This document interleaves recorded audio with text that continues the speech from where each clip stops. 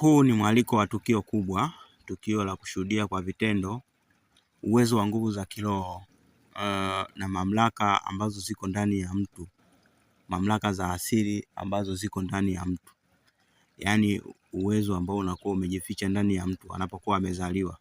Lakini vile vile katika tukio hilo tutakuwa na ujenzi wa fikra mpya za matumizi ya nguvu za kiroho kwa ajili ya maendeleo ya sayansi na teknolojia ndani ya jamii yetu. Tukio hili litafanyika tarehe 5 hadi tarehe 7 mwezi wa 7 mwaka huu.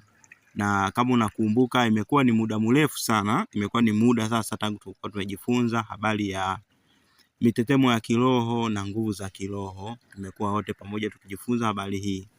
Lakini leo ninakualika kwenye tukio hili ambalo kila mtu atapata kushuhudia kwa macho na kuelewa utendaji wa nguvu za kiroho na namna nguvu hizi zinavyotii kanuni na mamlaka mbalimbali za asili. Tukio litafanyika kwa muda wa siku 3 kama nilivyokuambia, tarehe 5 hadi tarehe 7 mwezi wa 7. Itakuwa ni wilaya ya Sumbawanga, mkoa wa Rukwa, kwa maeneo hayo hapo. Lengo la kwanza katika tukio hili ni kudhihirisha kwa vitendo mambo ambayo leo wengi wameaminishwa na kuamini kwamba ni ya kufikirika. Watu wengi wanaamini hivyo. Lakini lengo la pili ni kuleta mwelekeo mpya wa fikra za mbadala wa matumizi ya nguvu hizi kwenye kuleta maendeleo na urahisi wa maisha, ili maisha yetu yawe ya juu zaidi ya yale ya kutegemea kila kitu kutoka kwa watu wa rangi nyingine. Tumekuwa tukitegemea sana vitu vingi kama unavyofahamu.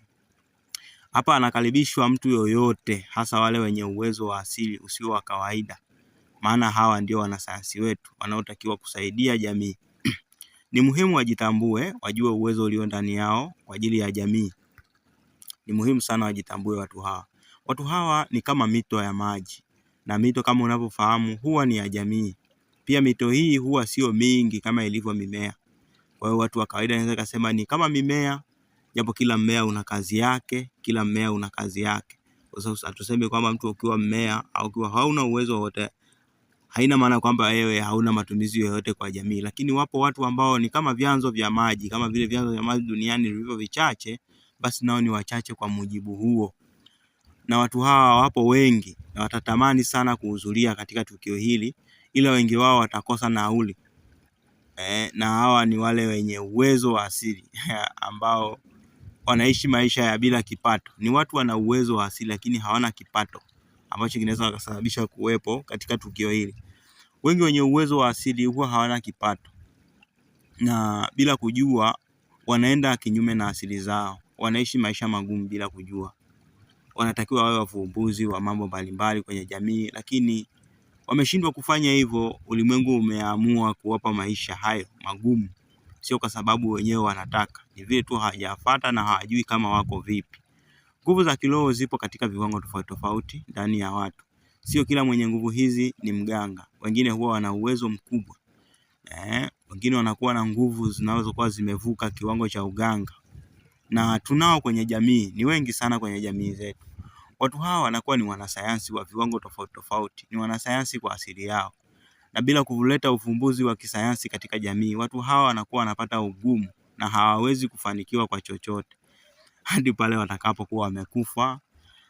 Kama watakuwa hajajua chochote, basi inakuwa ndio hivyo, ndio hatima yao. Wanakufa bila hata kujijua, wanapambana huku na kule, wanapambana hiki na kile, vinakuwa haviendi kwa sababu wanakuwa hawajajitambua katika ukilo wao wenye nguvu. Sasa wewe mwenye nafasi na kipato chako unaruhusiwa kuchangia kwa ajili ya yule ambaye pengine ni mwanasayansi wetu, ili aweze kufika na kutambua kile alichonacho ndani kwa ajili ya maendeleo yetu wote. Mchango wako utakuwa ni ukombozi kwa vizazi na jamii yote, na utakumbukwa. Hivyo yoyote yule anayejisikia kuhudhuria atatoa taarifa kwenye namba ya simu hiyo hapa 0682329852. Namba hii unaweza ukapiga simu ya sauti au unaweza ukatuma SMS. Ujumbe na simu zitapokelewa za kuhusiana na tukio hilo hadi tarehe 3 mwezi wa 7 ili kupisha maandalizi ya tukio hili. Ni tukio la hiari. Kila mtu mwenye kutaka kuhudhuria atahudhuria kwa hiari yake mwenyewe. Tukio ambalo lazima lifanyike lakini ni la hiari. ni la hiari.